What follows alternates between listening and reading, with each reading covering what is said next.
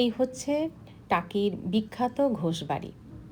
প্রায় 350 বছরেরও পুরনো হচ্ছে এই ঘোষবাড়ি, আর এখনও পর্যন্ত তার ঐতিহ্য নিয়ে দাঁড়িয়ে আছে।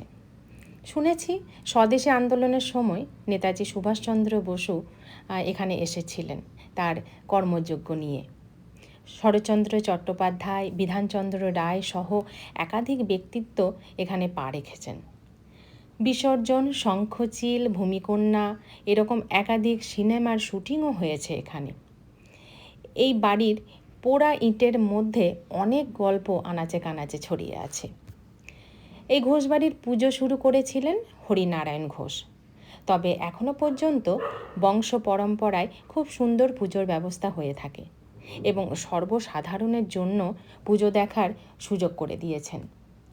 এই ঘোষবাড়িতে ঢোকার জন্য 10 টাকা টোকেন মানি ধার্য করা হয়, আর সেই অর্থ নিয়ে ঘোষবাড়ির রক্ষণাবেক্ষণের ব্যবস্থা করা হয়ে থাকে।